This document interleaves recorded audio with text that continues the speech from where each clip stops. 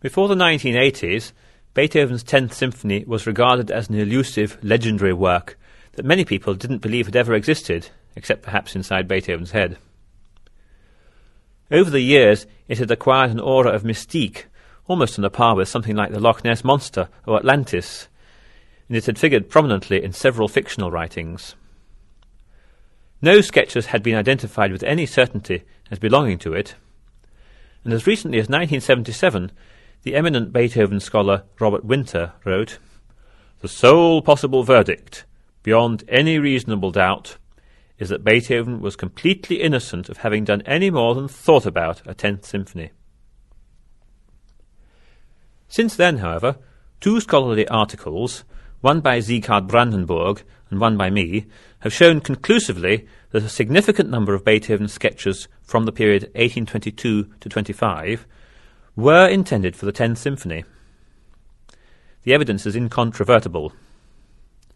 A letter from Beethoven, written only 8 days before his death in 1827, mentioned a new symphony which lies already sketched in my desk. His friend Karl Holz claimed to have heard Beethoven play the entire first movement of the 10th Symphony on the piano, and Holz was a generally reliable witness who was in very close contact with him during the last 18 months of Beethoven's life. So Beethoven had clearly made substantial progress on the work. Now, the newly identified sketches are clearly for a symphony, for they refer to horns, strings, woodwind, timpani, and end of the first movement. And on an adjacent page, there's a reference to the new symphony. Furthermore, they are later than the 9th Symphony. But what really settles the issue is that the sketches in question match precisely Holz's very unusual description of the movement he had heard. A gentle introduction in E-flat major, followed by a powerful allegro in C minor. The discovery of these sketches has created the possibility of producing for the first time a performing version of at least one movement of the symphony, if not the whole work. Many other works left incomplete by a major composer have been finished by someone else: Berg's Lulu, Mahler's 10th Symphony, and some unfinished symphonies by Schubert, for example. Mozart's Requiem is regularly performed, even though he left much of it incomplete at his death. Completing Beethoven's 10th is actually much more complicated and difficult than any of these other works. Far less material survives altogether, and what does exist is very fragmentary. No fragment contains more than about 30 bars of continuous music. The harmony is often missing, and there are only occasional indications about orchestration. But it is in fact possible to complete at least the first movement without wandering too far into the realms of fantasy. How useful it is to make such completions depends on several factors. Firstly, how significant is the work historically? If we had an unfinished symphony by, say, Johann Molter, I think we would hardly bother, since Molter wrote 170 other complete symphonies, all hardly ever performed. But Beethoven's 9 are a cornerstone of the repertoire, and so a 10th is bound to be interesting. Secondly, did the composer himself intend to complete the work? After all, if even Beethoven hadn't found it completable or worth completing, it would be foolish for anyone else to try. But he clearly did intend to complete the 10th Symphony, as he indicated in the letter written 8 days before his death, and it was only his death that prevented him. Thirdly, how near is the symphony to completion already? If Beethoven had only written the first few notes, it would be absurd to try and complete the rest. But in fact, a close examination of the sketches shows that in the first movement there is enough basic motivic material to complete the whole movement without the invention of any significant new themes or motifs. Fourthly, how accurately can the missing material be guessed? Not very accurately, perhaps. But if one has a sufficient knowledge of his musical style, and in particular his customary composing methods, it should be possible to get fairly close to the sort of movement he had in mind.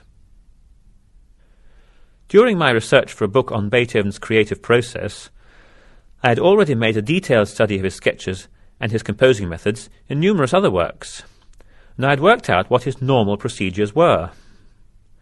So, by applying these procedures to the first movement of the 10th Symphony, I felt I was in a better position than most people to attempt a completion. Fifthly, what is the quality of the surviving sketches? Are they worth completing? Well, in my view, they are extremely good, even by Beethoven's high standards. In fact, their quality was a major inducement for me to try and put them together into a complete movement. There are several benefits to be gained from making a completion of this first movement, provided that proper scholarly rigour is maintained.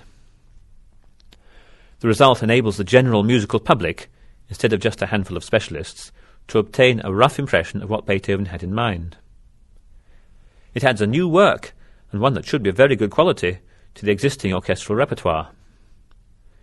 It enables us to assess much more accurately what proportion of the movement Beethoven actually sketched. It also throws new light on the sketches themselves and their interrelationships. And it enables us to hear the sketches in the context for which they were intended, rather than just as disembodied fragments. Ideas for the 10th Symphony can be traced back in Beethoven's sketches to as early as 1812. At this date, he was composing 2 symphonies, as numbers 7 and 8, and intending to write a third. Hence, amongst his sketches for the 7th and 8th are various ideas for other unrealised symphonies. Altogether, he made at least 11 such sketches for possible symphonies at this time. 3 of the 11 are in D minor, foreshadowing the key of the 9th Symphony. But the longest is in E-flat major, and anticipates the 10th. It's headed Symphony 3, i.e. the third in the current group, and it includes ideas for all 4 movements. It begins ambiguously in E-flat major or C minor, like this.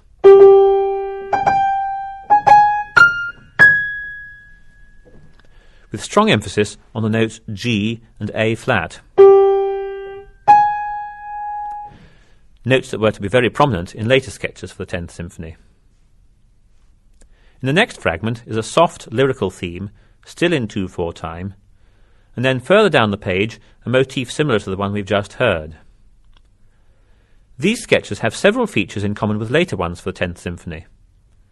The keys, the 2/4 meter, the soft lyrical melody, the octave leap, and the emphasis on the notes G and A flat. Nearer the bottom of the page are ideas for later movements. A minuet in C, probably C minor, an adagio in A flat, and a fugal rondo in E flat for the finale. Each of these movements contains an important idea that was to re-emerge in later sketches, although the actual themes don't reappear. Beethoven's plans to write a 3rd symphony in the group seem to have evaporated by the end of 1812. He did occasionally have ideas for possible symphonies in the next few years, but when he began serious work on his next new symphony, around the end of 1815, it was on the D minor that became number 9. Then in 1817 he received a request from Ferdinand Ries to write 2 symphonies for the Philharmonic Society of London, and on the 9th of July he replied, agreeing to do so. In another letter to Ries, dated 30th of January 1819, he implied that the symphonies were by then at least partially written. Rumours of the 2 symphonies reached as far as Breslau, for Franz Xaver Gebauer heard reports during a visit there in 1820 that Beethoven was working on 2 symphonies, and he asked Beethoven about them, as we know from Beethoven's conversation books. But sketches for the 9th are rare from this period, and ideas for a 10th even rarer.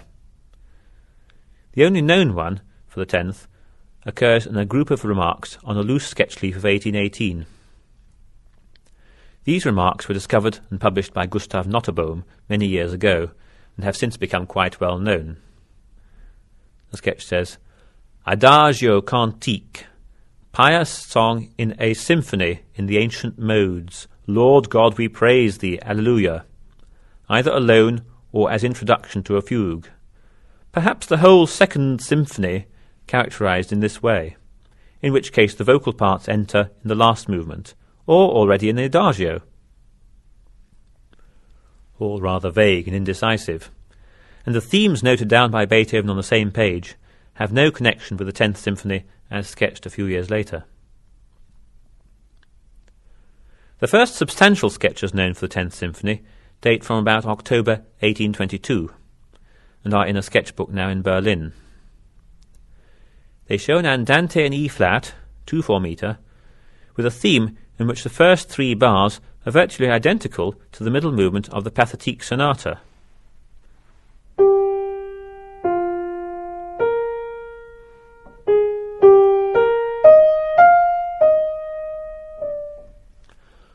Followed by an allegro in C minor, 6/8, marked fortissimo, and then a return of the andante. At about the same time, Beethoven made more extensive sketches for the symphony on a loose bifolio now in Bonn. There are several sketches for the andante in E-flat and the C minor allegro on the first page, while on page 2 are brief ideas for later movements. These were originally labelled as the 2nd, 3rd and 4th movements, but Beethoven later changed the numbers to 3, 4 and 5. This suggests he decided to count the opening andante and allegro as 2 separate movements at this stage. The sketches for the 3rd and 4th movements are only a few bars long, but the finale is more substantial. It consists of a melody in minuet rhythm totalling 36 bars, like this.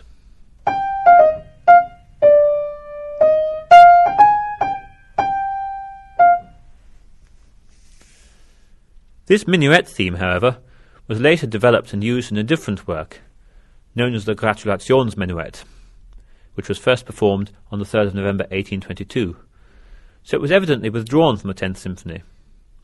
Such a change of plan is quite common in Beethoven's sketches. The third main source for the symphony is confined to a single page in a sketchbook from early 1824, now in Vienna, written shortly after Beethoven had finished the 9th Symphony. Here the andante is sketched in C major, but with a note that it could be in E-flat after all. There is a brief introduction of about 3 bars, and then the andante theme appears. But it is slightly different from before, and no longer so close to the Pathetique Sonata.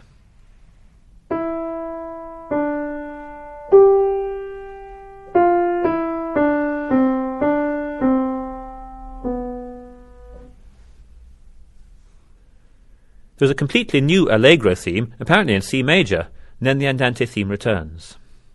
It concludes with a perfect cadence and double bar, signifying the end of the movement. There is no indication of any later movements. In the last major source, a pocket sketchbook dating from about October 1825, the andante has reverted to E-flat, and the C minor allegro from the 1822 sketches has reappeared.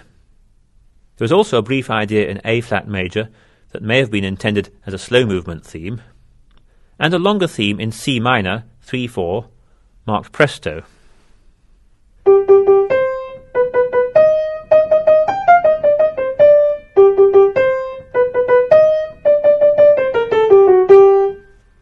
Altogether, in the 4 main sources, plus the early one of 1812, there are around 350 bars of sketches for the symphony. About 250 are for the first movement, the rest are for possible later movements. Some bars either duplicate or even contradict others, but even if these are discounted, there still remains a sizable amount of material. The problems of establishing what each individual sketch signifies or implies, in order to find out what sort of movement Beethoven had in mind, so as to reproduce it as accurately as possible, are extremely complex, and I can't go into much detail here. But a close scrutiny of each sketch, in the light of similar sketches for other works, has led to many more conclusions than one might have expected. The sketches can be divided into 5 categories, corresponding to 5 different parts of the work. The opening bars, the andante in E-flat, the allegro in C minor, the reprise of the andante, and the later movements. I'll take each in turn. First, the opening. Many of Beethoven's movements begin with some kind of opening gesture, often described as a curtain, before the main theme. There are at least 3 sketches that indicate he intended some such curtain before the andante in the 10th Symphony. The 3 are unfortunately very different from each other. A soaring figure in the 1812 sketch, a tentative, hesitant one in the 1824 sketch, which can't be properly deciphered, and a single horn chord in the 1825 sketch, like this.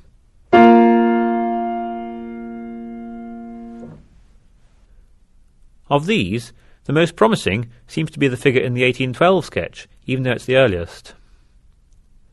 There is a pause on the chord before the andante theme in both of the other sketches, and so this pause can be combined with something derived from the 1812 sketch and the horn chord to form a concise but pregnant opening idea for the symphony, and one that has long-range implications for the rest of the movement. Something like this.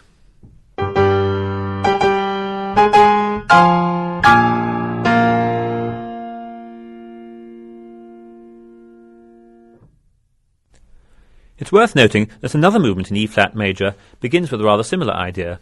This is the finale of Beethoven's Opus 127 quartet, which begins like this. And then you get the theme. Next, the andante. The andante is dominated by unaccompanied woodwind, at least at the start. And one of the sketches states explicitly that it's in 2 parts. For Beethoven, this phrase normally meant that the movement was divided into 2 clear sections by a double bar and probably repeats. Thus, some kind of binary form was apparently intended. The approximate size of the andante is indicated by the fact that Beethoven was uncertain whether to count it as a separate movement. So a duration of something like 4 or 5 minutes would therefore seem about right. Longer than slow introductions, but shorter than an independent movement. For some years past, he had been developing the idea of blurring the distinction between a movement and a section, e.g. by linking movements together, or by writing substantial but incomplete sections. He tried this in several sonatas and quartets already, so it would be a logical step to try it in a symphony for the first time. If the andante is to last about 4 minutes, the composite first movement as a whole, andante, allegro, andante, should probably last nearly 15 minutes altogether. We might note that the first movements of both the 7th and 9th symphonies last about 13 minutes at Beethoven's prescribed speeds. Like many of Beethoven's preliminary sketches and other works, those for this andante are very plain in places. Listen to this phrase.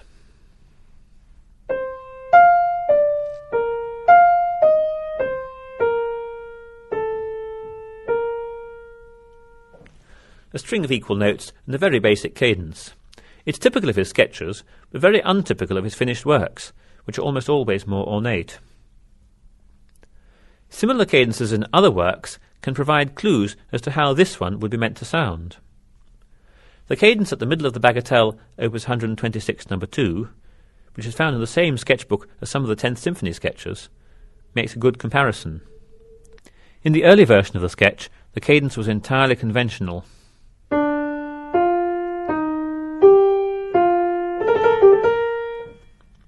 But Beethoven then altered it to the final version, which is much more irregular and imaginative.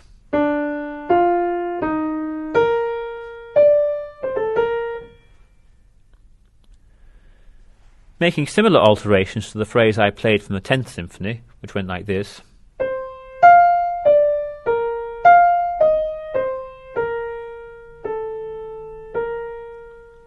Might therefore result in a final version, something like this.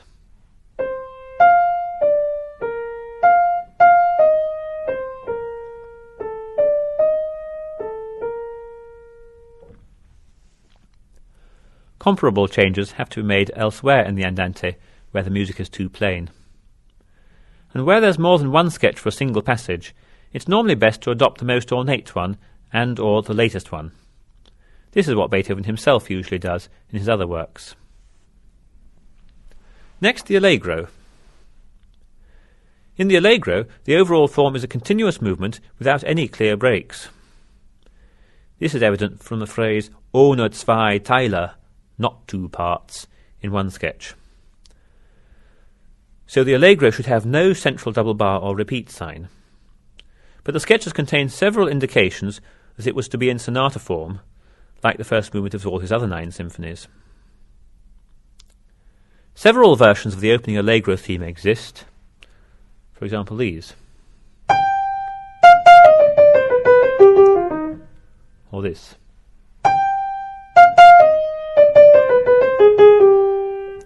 Or this.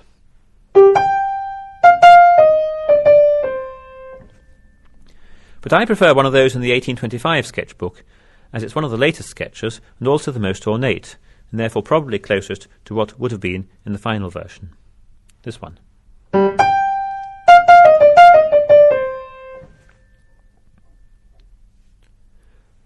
In one sketch, the main theme appears to be stated twice, with the two statements separated by other motifs. In many of Beethoven's other sonata form movements, the first subject also appears twice near the beginning, and so it seems fairly clear that some similar procedure was envisaged here. There are several ideas for extending the first subject, by developing motifs in the main theme, and introducing and developing a few more short motifs, as happens in his other symphonies. One notable feature in two of the attempts at continuation is the appearance of an unexpected C sharp. This note seems to have long-range implications in the movement, for it reappears prominently at the start of the second subject in G minor.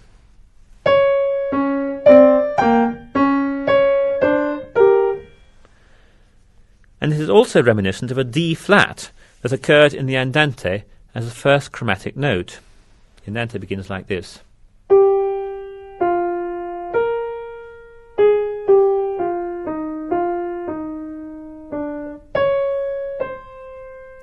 And there's the D flat. There seems every likelihood that Beethoven would have exploited this note elsewhere in the movement, as he does with a similar C sharp in the Eroica.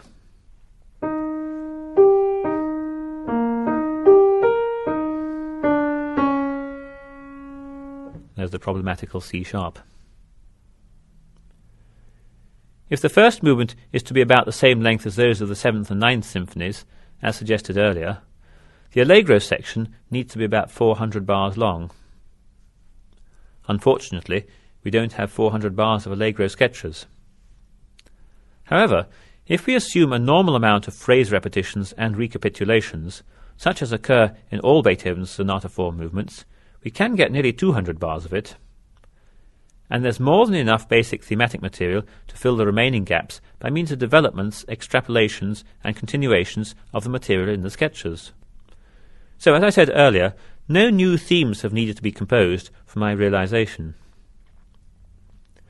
The main gaps I've had to fill in this way are small ones before and after the second subject, and larger ones in the development and coda. Filling such gaps may seem terribly speculative, but actually I've had several things to guide me. Firstly, of course, I've had to keep within Beethoven's general style. Secondly, it's possible, by studying his sketches for other works, to follow what he did himself when filling in similar gaps elsewhere. Thirdly, only themes and motifs from the 10th Symphony sketches have been used as the basis for development. Fourth, each of these motifs can only be developed in certain ways. Fifth, many of the motifs contain features that call for particular types of development. And most important, the added passages must connect and balance with the existing ones so that the joins are invisible. This is quite difficult to accomplish. Let's look briefly at the start of the development section to see how one of these gaps is filled. In my realization, the curious C sharp or D flat heard earlier is reused at the start of the development, first of all as a single note. Something very similar happens in one of Beethoven's late bagatelles, at exactly the same place and with the corresponding note. At the start of a symphonic development, Beethoven usually takes the head motif of the main subject and repeats it in various forms, sometimes creating two large matching paragraphs before modulating to a remote key. So this is what I've done, using the head motif in close imitation, since it happens to work particularly well like this.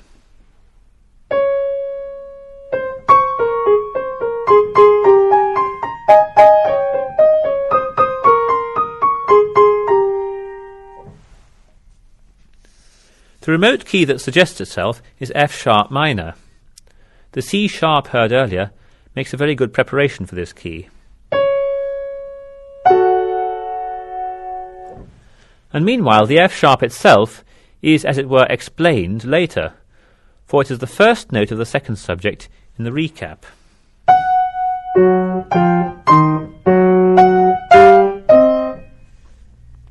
Like that. Incidentally, F-sharp minor is also the key used in the Fifth Symphony in exactly the corresponding place in the development. So, using procedures like this and working along these lines, I've managed to fill in all the gaps in the Allegro.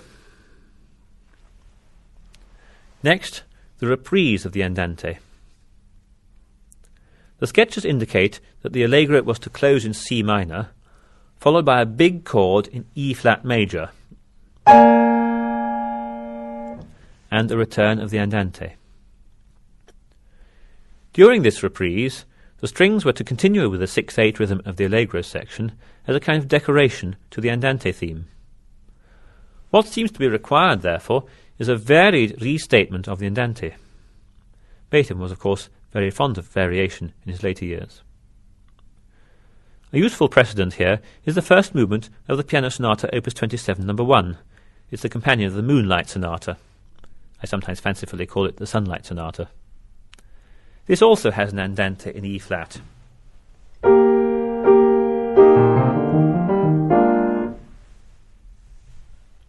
Then a 6/8 Allegro in C, though major rather than minor as in the 10th Symphony. Then a greatly abridged return of the Andante and a coda. So in the symphony, the Andante should probably return complete, but varied and without the repeats. It is then followed by an extended coda, for which there are several sketches. Altogether then, by assuming the usual restatements and corresponding bars, such as occur in Beethoven's other works, a melodic line has been produced for the whole of the opening Andante and virtually the whole reprise of the Andante. Only in the Allegro have there been major gaps to fill in. Finally, what of the later movements? Here we're much less well off, although I have found sketches for no fewer than 10 movements which have possible or definite connections with the symphony. None of them, however, is very extensive, and it is not clear which of them, if any, Beethoven intended to use. Apart from the sketch which became the Gratulations Menuet, the only other substantial sketch is the one for a presto and trio in C minor and C major. Even this is only about 32 bars long altogether, and so the sketch would form a much smaller proportion of the whole than in the first movement. And anyway, a first movement plus a scherzo is much less satisfactory than just the first movement on its own. Hence, unless more sketches are found, any attempt at completion of the later movements is unlikely to be very effective. So this realization of the first movement is perhaps about as close as we are likely to come to hearing Beethoven's 10th Symphony itself. The realization is obviously not as good as Beethoven would have done, and in certain places in particular I think he might have been more imaginative. But I have tried to keep close to the sketches to show what he had in mind at the time, rather than let my imagination run riot. And I think this realization does give a reasonable impression of what would surely have been one of Beethoven's finest symphonic movements.